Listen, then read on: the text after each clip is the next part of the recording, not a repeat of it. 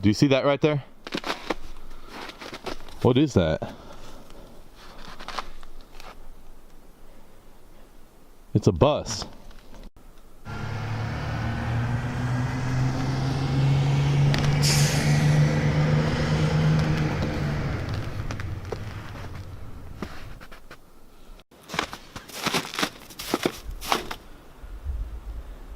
It's a bus.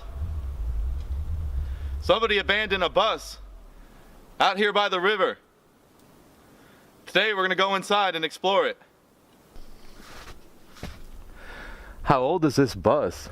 It could be 30s, maybe 40s or 50s. A tree fell on top of it.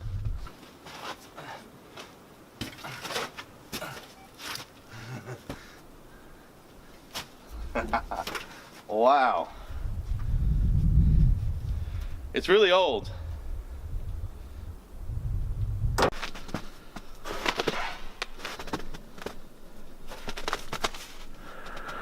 Look at that, a tree fell on the bus and crushed it.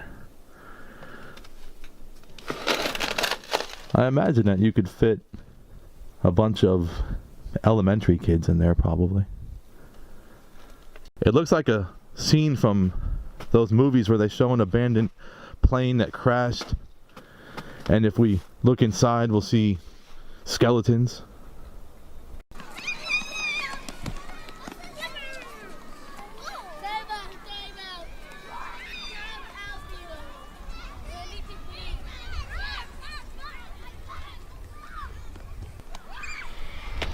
Look at the old seats. You think there's any coins in there? I don't know.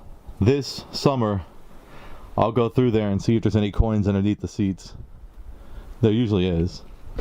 There's some bullet holes here. Somebody shot that with like a slug gun, like a 12 gauge slug. That was birdshot. That was somebody else shot that. But it's interesting to note the cultural differences. Up here in the north, there's a couple of bullet holes. But if you were to go to the south, there'd be a whole lot more bullet holes in this. And people that detect and explore the south can attest to that. When you were in school, you probably did tornado drills, fire drills. There was a time though, when schools actually did like nuclear bomb drills. Maybe somebody remembers that. This is an official civil defense film produced in cooperation with the Federal Civil Defense Administration and in consultation with the Safety Commission of the National Education Association. We all know the atomic bomb is very dangerous. Since it may be used against us, we must get ready for it. There is a bright flash, brighter than the sun, brighter than anything you've ever seen. If you are not ready and did not know what to do, it could hurt you in different ways. It could knock you down hard or throw you against a tree or a wall. It is such a big explosion, it can smash in buildings and knock signboards over and break windows all over town. But if you duck and cover like Bert, you will be much safer. You know how bad sunburn can feel. The atomic bomb flash could burn you worse than a terrible sunburn, especially where you're not covered. Now, you and I don't have shells to crawl into like Bert the Turtle, so we have to cover up in our own way. First, you duck, and then you cover. Here's a real apocalyptic scene. It won't be much longer until this bus is completely crushed by trees, and it'll end up in the ground, actually. Well, here's an indication of the date. This right here is cloth wiring, right? But it's braided copper. So we need to figure out when cloth wiring and braided copper were in use. Here's a clue to the age. This is a windshield wiper motor. And if you look, the tube that goes to the windshield wiper fluid is not made out of rubber, it's actually copper. So that's a clue as to how old this thing actually is.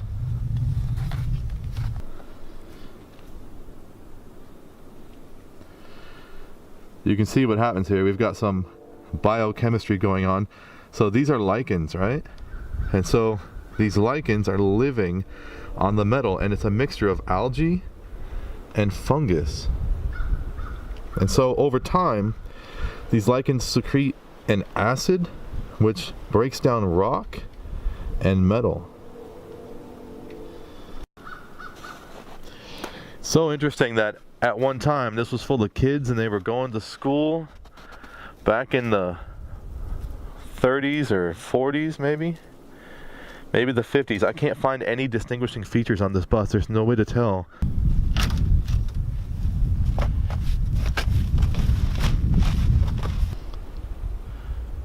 It's a beautiful day. This is absolutely wonderful. It's about 37 out with a slight breeze, and the snow's melting a little bit, and so you can't really tell by looking at it on film, but like spring is in the air. I just want to give an update as to what's going on in the channel. I'm working on getting permission to detect a nudist campground. I don't want to detect a nudist campground, but there's an old homestead out there that I really want to explore. So I'm talking to the manager of the place now. He's going to bring it up at the next meeting, but if I can get permission, I've got to do it before the nudists show up, because that's just way too much editing. Secondly, I got a boat, and that's going to allow us to go down the river, so there's going to be more bottle digging because there's a bunch of more bottle dumps down the river. There's going to be more mudlarking, and with the boat, I'm also going to have the opportunity to explore islands. There's some islands out there in the river where some historically important activities happened, and we're going to go out there and dig and see what we can find. I'm also thinking about shooting an actual documentary, like a documentary style YouTube video, and have it be about 45 minutes long and really go into detail. There's some interesting things that happened out here in the 1800s, and I think that they need to be preserved and explored. So if I can find the relics, then I'll have the content to make a documentary. But the story is here. The story definitely happened here. The scenery is here. I've got the time off, but it's all about the relics. If I find the relics, then I've got content. So stay tuned, stay subscribed.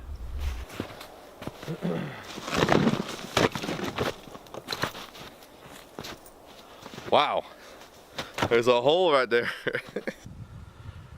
There goes some turkey tracks in the snow. And here is part of an ice dam made out of some huge chunks of ice. They all got shoved up against this tree. Pretty soon they're gonna break loose, and tons, literally tons of ice are gonna come ripping through here. The sight of liquid water is really beautiful this time of year. It's been a long time since I've seen liquid water. This is a pretty nice place. I've detected here before.